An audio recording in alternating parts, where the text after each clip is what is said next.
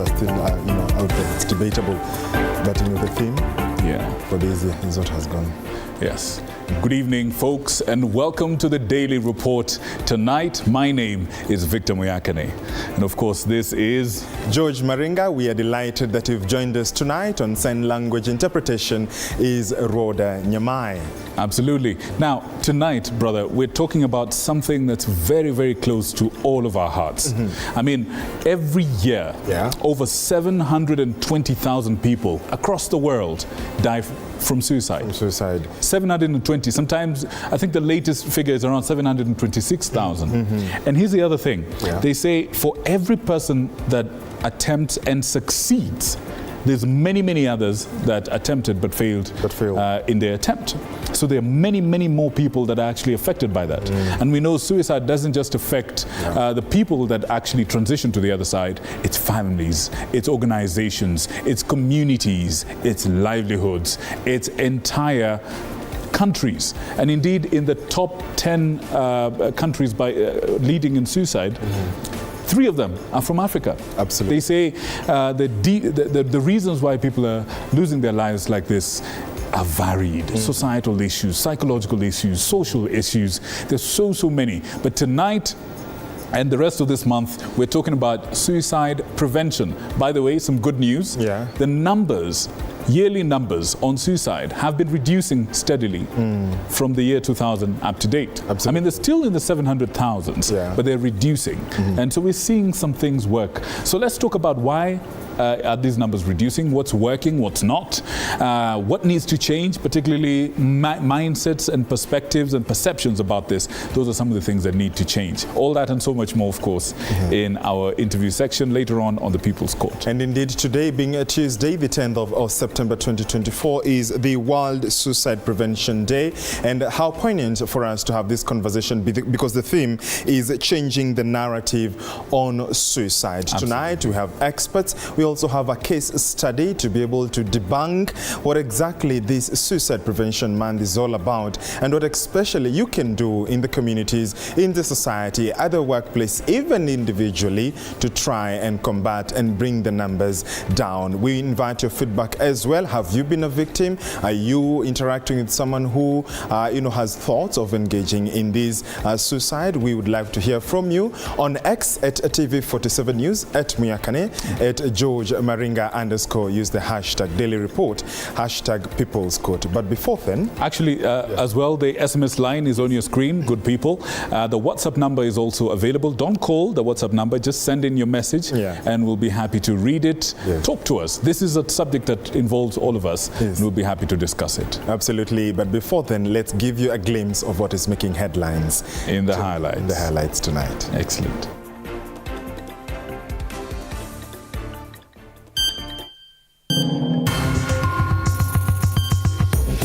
Tonight,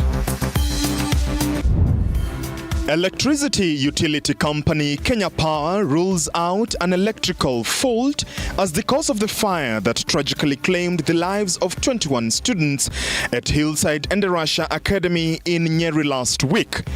In a statement, the company says that it cut off power to the school as soon as it became aware of the incident. Police officers are currently holding 3 suspects in connection with the robbery and murder of 2 people, including a middle-aged woman whose body was discovered buried in a shallow grave in Nzoia County. We have been able to exhume only 1 body, and so far we have cleared. We are not expecting any more body.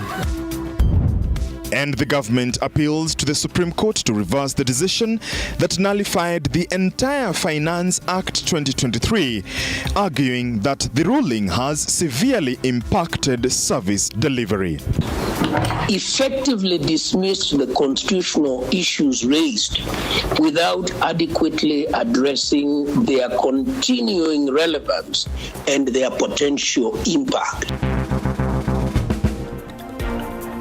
We thank you for choosing TV47 to inform you.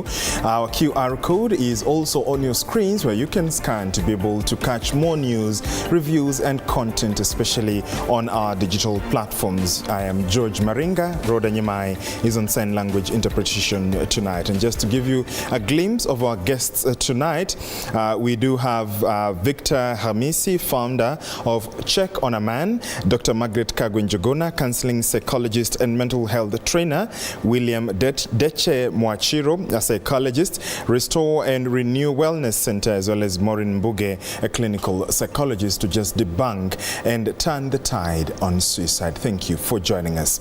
Kenya Power has distanced itself from the fire incident at the Hillside Academy. The firm says that there was no fault in their networks on the night of the tragedy. This comes following claims of a bulb explosion having caused the fire that claimed the lives of 21 students.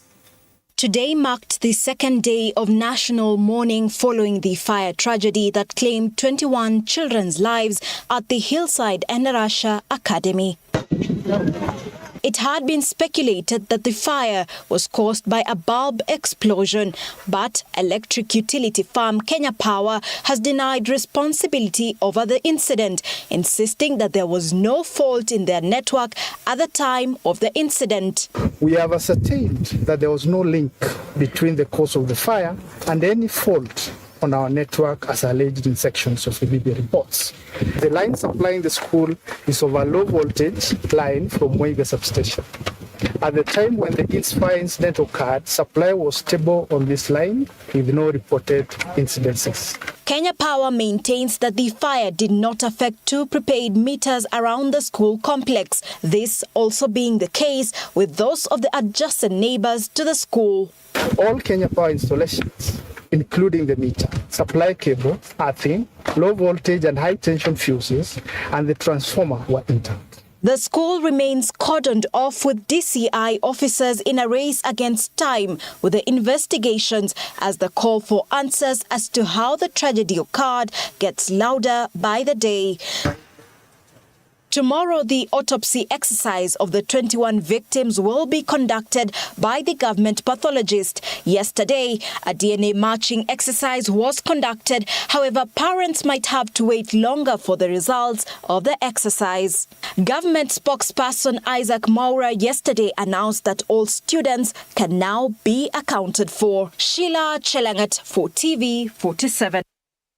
Thank you, Sheila. Police in Nzoia County are currently holding 3 suspects of robbery and murder of 2 people, a middle-aged woman found buried in a shallow grave, and a young man who is a student of Kitale National Polytechnic. Our very own Isaac Famba reports. The operation was launched following the murder of a male student whose motorbike and phone were stolen. After the suspect was arrested, the body of a middle-aged woman was discovered, buried within the homestead. Police exhumed the body, which had been wrapped in a blanket and buried in a shallow grave. The woman was later identified as Alice Chemutai, a resident of Kitale town. Nzoia County CCIO boss Paul Songok led the homicide officers during the operation at the home in Kaliwa village, Waitaluk ward, where the body was uncovered. So far, we have 3 suspects in custody. We are still expecting to make more arrests because we have that information already. So we intend, from here now, we intend to do a post-mortem on the same so that we can be able to prefer the correct charges as per the findings of the post-mortem. The body that we've just exhumed here belongs to a middle-aged female person, and we are yet to find out the relationship between this the late and the suspect that we have. But it's quite evident that they are related in a way. Meanwhile, in the Maridadi area, Kwanza constituency, the grieving family to the murdered student is seeking justice for their son who lost his life in the tragic incident.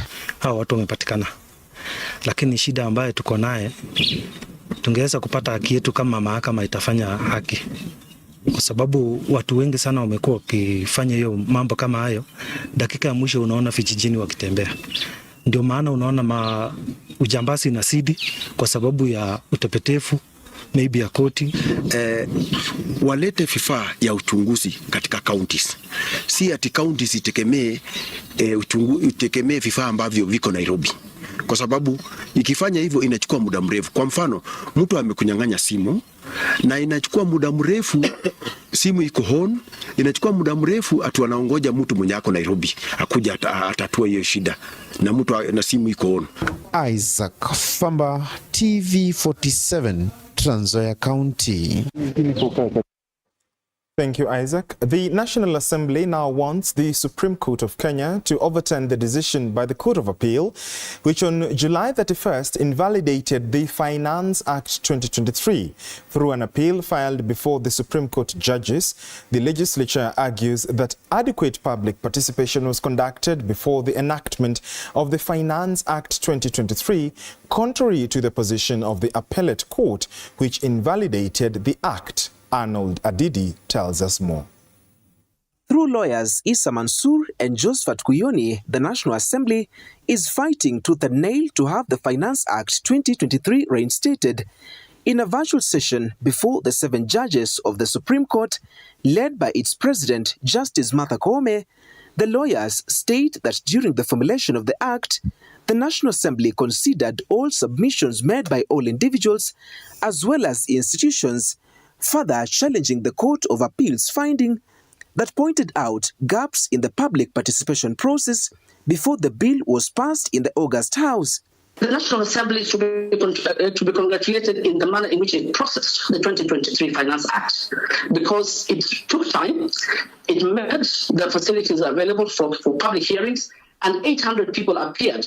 They made their representation, none was turned away. In fact, there has been no claim that any person presented an email that either was rejected or that was not considered.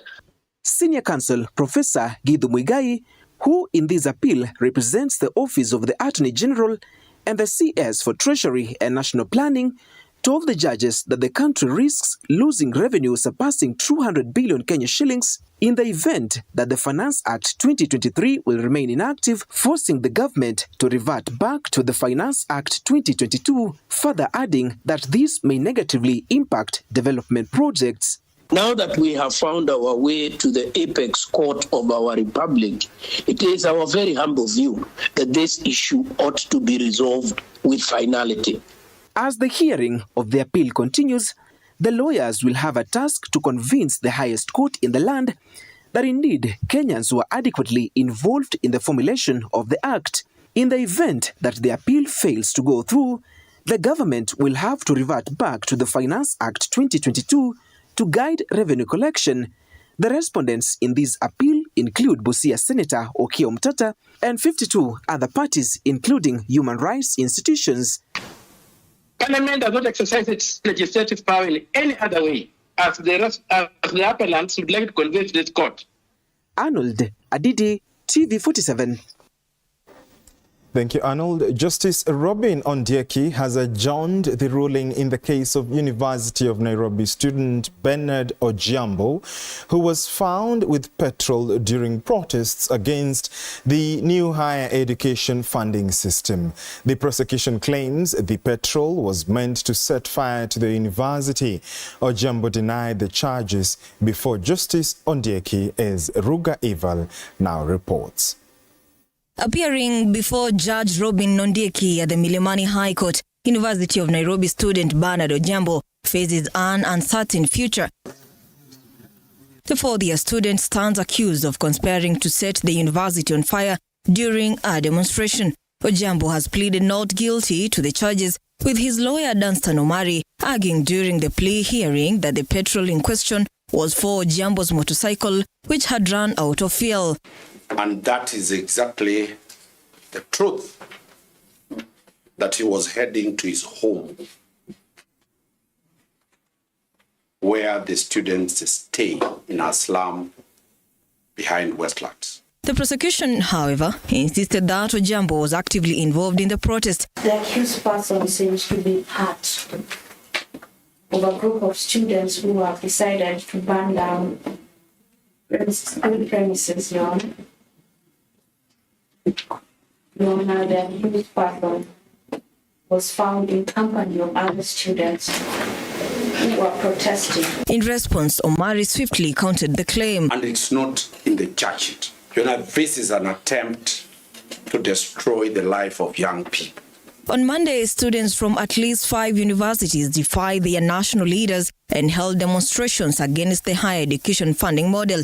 This coming just a day after their national leaders had called off a planned nationwide strike hours before its scheduled start. The students demanded the scrapping of the controversial funding model, now in its second year of implementation. Meanwhile, University of Nairobi lecturer Professor Karuti Kanyenga has supported the proposed new model, stating that it has numerous benefits to students, further highlighting its role in enhancing the effectiveness of university education. The poorest of the poor and the needy are the single most important beneficiaries of this model. And two, the universities are also beneficiaries, and they will improve on the quality of education that we teach. Kruger Evil, TV47.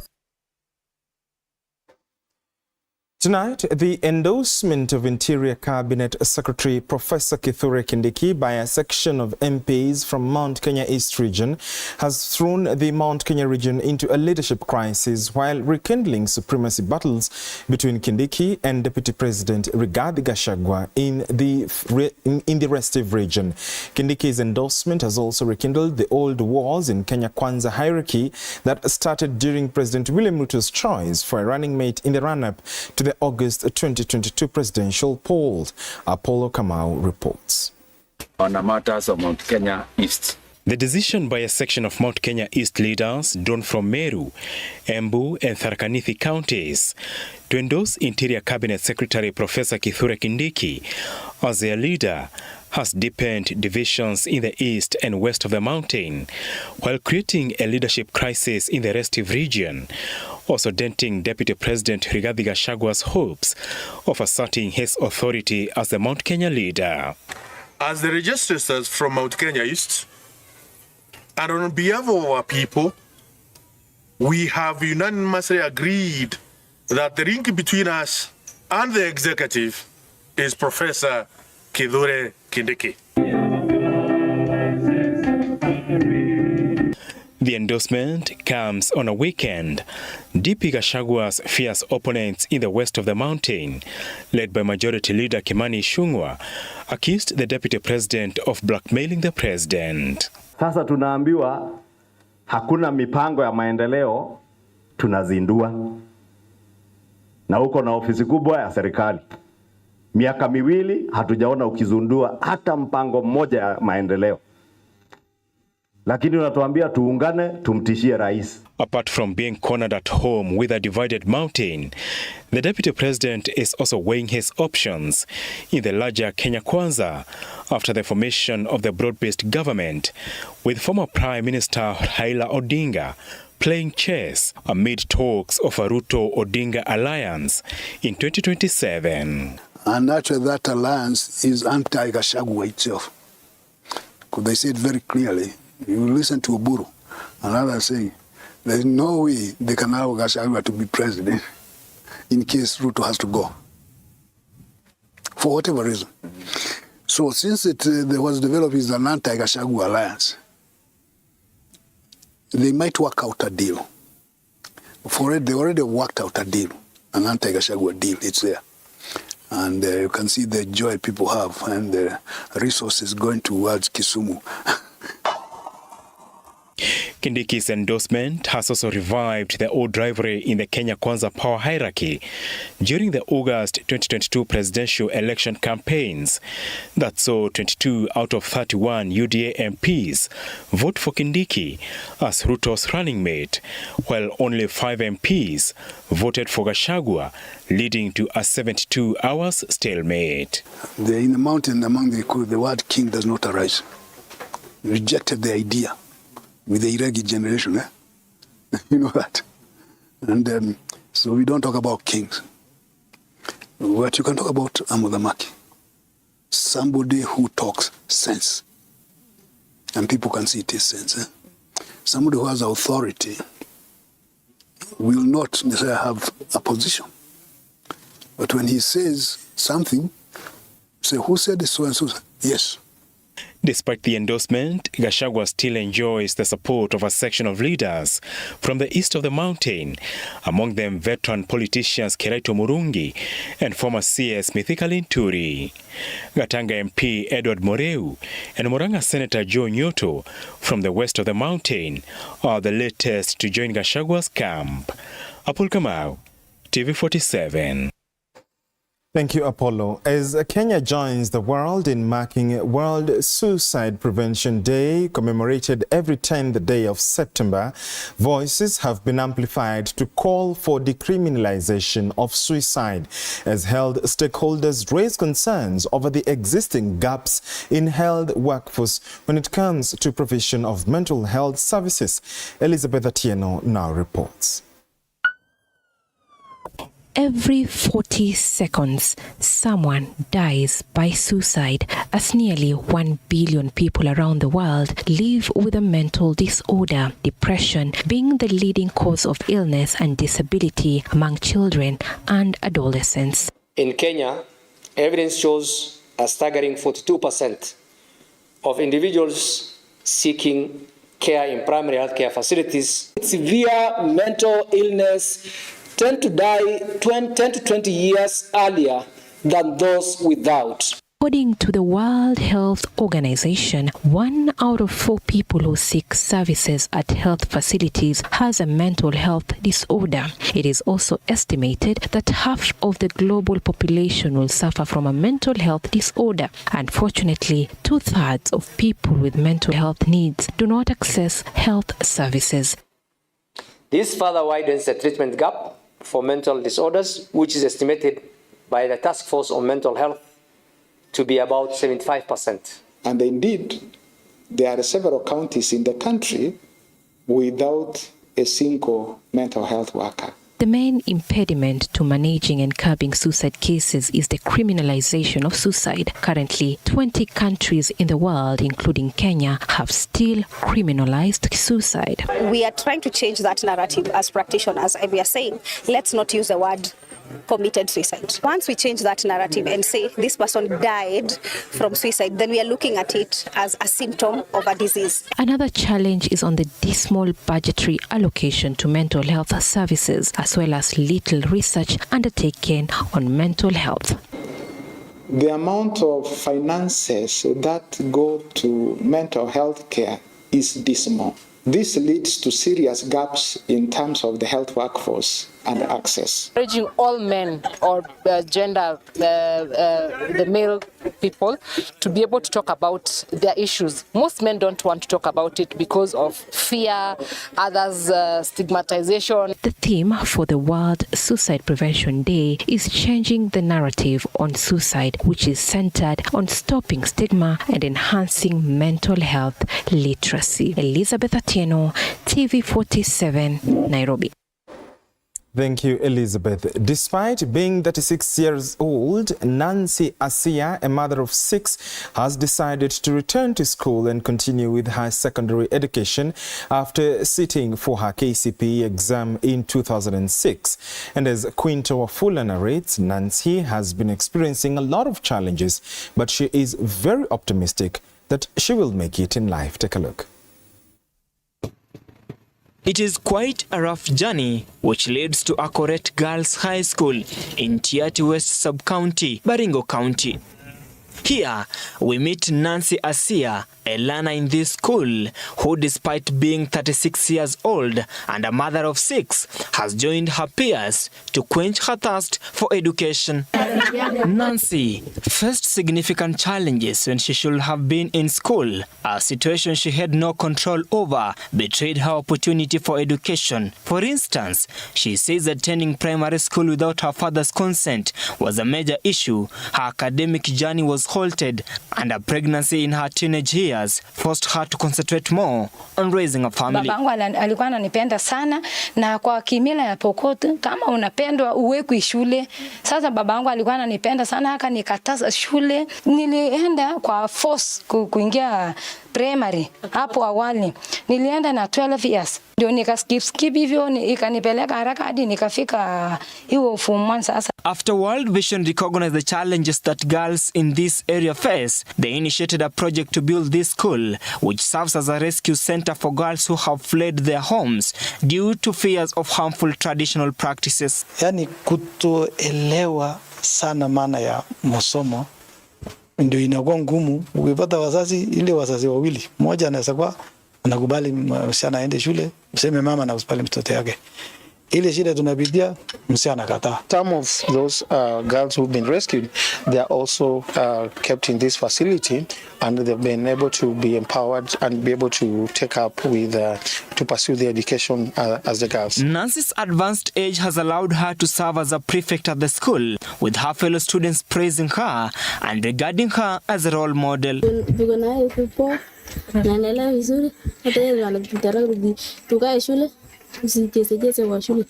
She is optimistic and hopeful that she will achieve what she aims for in life. Quinto Wafula, TV 47. Thank you, Quinto. A 15-year-old Form 2 student was hit by a truck on his way to school along Butere Eroko Road in Kakamega County. The deceased, William Bwire, a Form 2 student, met his death as he was heading to school carrying his friend on a bicycle. The friend is currently receiving treatment. Agitated residents from the area said that a similar incident took place along Butere Eroko Road and are now calling on the government to intervene.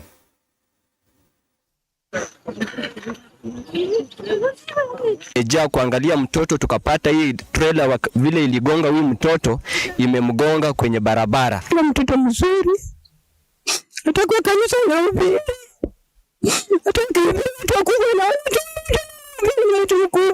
nimepata mshtuko sana niliposikia amegongwa na amekufa. Ndiye amekuwa kiongozi wa kundi la kidini CU shuleni. Kwa hivyo ni mwanafunzi ambaye walimu walikuwa wanamdhamini sana. Tumekuwa na maajali hapa mingi sana, hata siwezi kuelezea. Mtoto wa mwisho mwenye huyu anafuata pia alikuwa tu hapa penye tuko hapa tu. So tunaomba tu serikali tusaidie kuongeza pumps hapa ili tuweze kuwa na kudhibiti mwendo wa magari.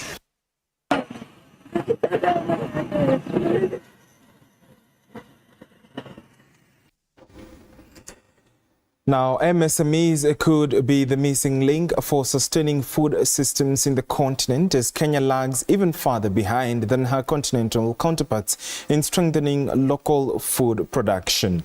The agribusiness subsector in particular suffers harsh competition from imported goods that disenfranchises local players. Collaboration has been recommended amongst stakeholders who could significantly empower the local production value chains.